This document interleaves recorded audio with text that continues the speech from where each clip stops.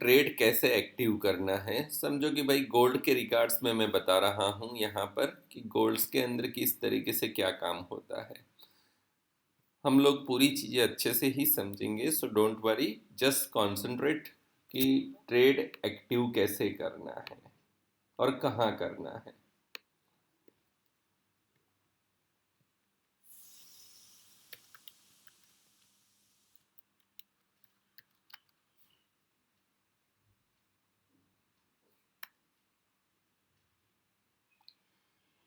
Trade active कैसे करना है, the most important thing. Friends, यहाँ पर आपको दिख रहा होगा, जैसे मैं डेली टाइम फ्रेम के अंदर गया हूँ, तो यहाँ पर आपको क्या नज़र आ रहा है कि भाई ये प्रीवियस कैंडल जो ग्रीन थी, इसका हाई ग्रैब करते हुए मार्केट नीचे की तरफ आ गया। मतलब लिक्विडिटी स्वीप हो गई और मार्केट ने ट्रेंड पूरा चेंज कर दिया। अभी ये चेंज किया, लेकिन मार्केट जाएगा कहाँ तक और हमको ट्रेड कैसे एक्टिव करना है, सबसे इंपॉर्टेंट थिंग ये है।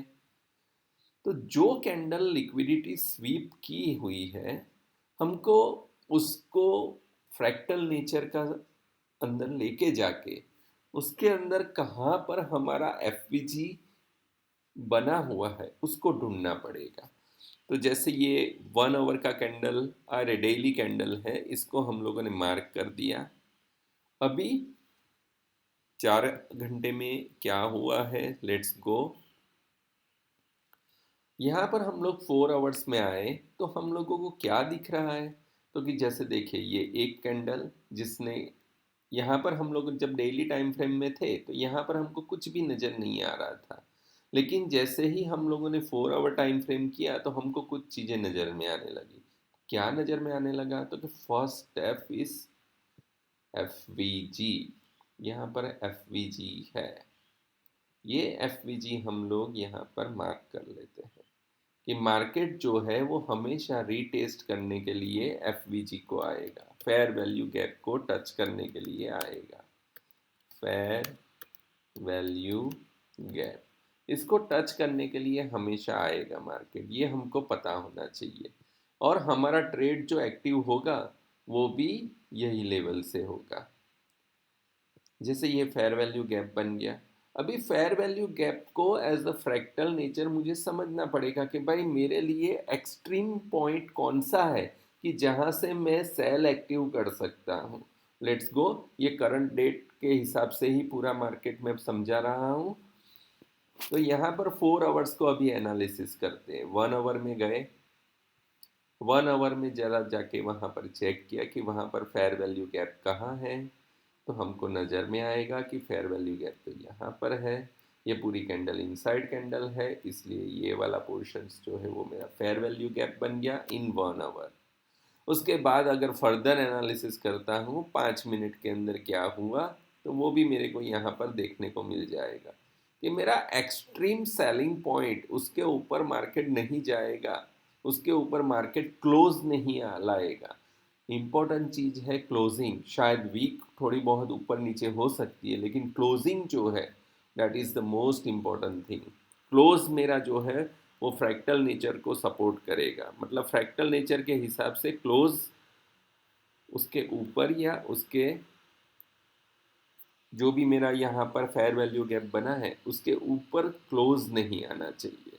अगर क्लोज आ गया then there will be something different. Let's go to find fair value gap in 5 minutes time frame. 5 minute के अंदर हम लोग फेयर वैल्यू गैप ढूंढने के लिए ट्राई कर रहे हैं।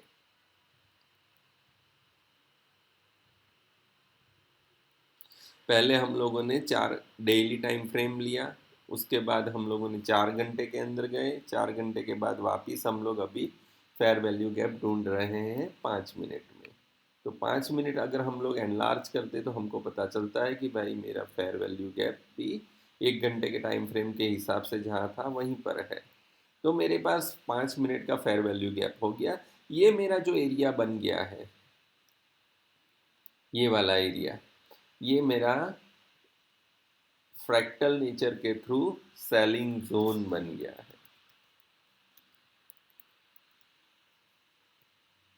5 मिनट में भी ये है, 1 घंटे में भी है, 4 घंटे में भी है और मार्केट मेरा कहाँ गया है, आप देख सकते हो पूरा का पूरा मार्केट जो है वो मेरा यहीं पर घूम रहा है, यहीं से रिजेक्शंस भी आ रहा है। और फाइनली यहाँ पर जैसे ही टैप करता है हम लोग सेल करके एग्जिट, सेल करके यहाँ से निकल सकते हैं, मतलब सेलिंग पोर्शन से। ये मेरा सेलिंग जोन है।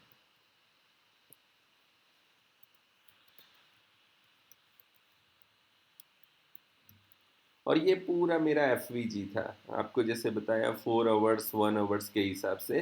लेकिन अभी आप देख सकते हो यहाँ पर कि 1 आवर्स और 5 मिनट्स का जो टाइम जोन टाइम फ्रेम था उसी के अंदर पूरा मार्केट मेरा घूम रहा है। और यहाँ से जैसे ही रिजेक्शंस आता है हम लोग ट्रेड एक्टिव कर सकते हैं, जैसे ही रिजेक्शंस आता है ट्रेड एक्टिव कर सकते हैं।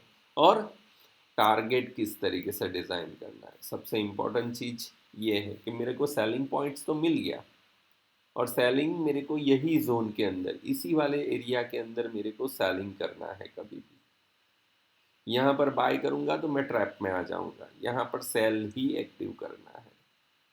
ठीक है फ्रेंड्स, जैसे डेली टाइम फ्रेम के अंदर मैंने लिक्विडिटी स्वीप आपको समझाया कि भाई यहाँ पर क्या हुआ, तो कि लिक्विडिटी स्वीप हो गया। और ये वाला पोर्शंस जो मेरा डिज़ाइन हुआ था कि जिसके अंदर मेरे को सेलिंग एरिया मिल रहा है, सेलिंग जोन, ये वाले पोर्शंस थे। अभी ये सेलिंग जोन हो गया तो मेरा टारगेट कहाँ तक रहेगा, तो मिनिमम समझो कि सारे के सारे सेलर्स बैठे हुए हैं इसमें, ये वाले जोन के अंदर सब अगर सेलर्स बैठे हुए हैं तो सब सेलर्स जो है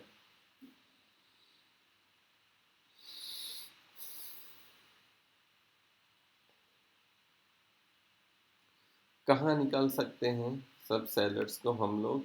जैसे ये लिक्विडिटी ग्रैप होना रह गया है यहाँ पर, आप देख सकते हो ये लिक्विडिटी, ये कैंडल पूरी इनसाइड है इसलिए ये भी ग्रीन हो गई।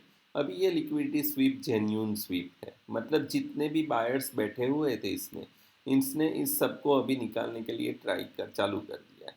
मतलब सबसे पहला टारगेट जो है वो मेरा ये वाला रहेगा। अभी ये कैंडल जो है कि इनसाइड है इसलिए इसकी लिक्विडिटी स्वीप नहीं हुई है। Second target will be my this,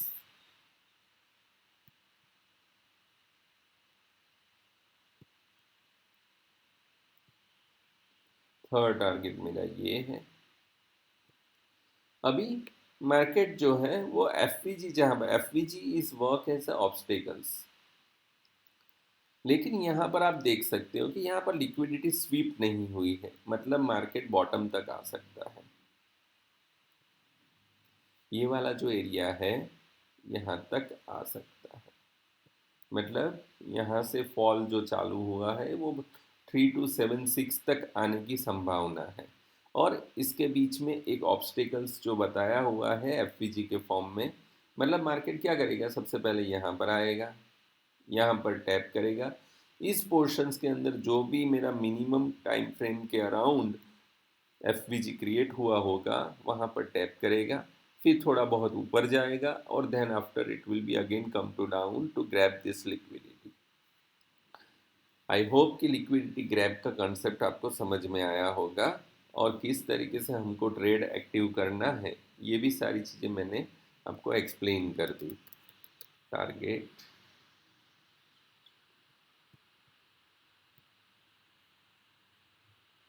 ये मेरा एक्सट्रीम टारगेट है, इसके पहले मार्केट यहाँ तक आएगा, ये वाला जो पोर्शन है 3344 वाला वहाँ तक टैप करेगा, और मीनवाइल इसके बीच में जहाँ पर भी एफ होगा वहाँ पर टैप करके थोड़ा बहुत ऊपर जाएगा and then after it will be fall.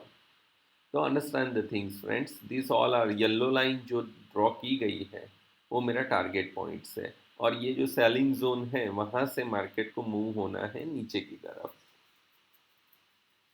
I hope आपको समझ में आया होगा कि ट्रेड एक्टिव कैसे करना है और सेम एग्जिट कहाँ पर होना है। Thank you.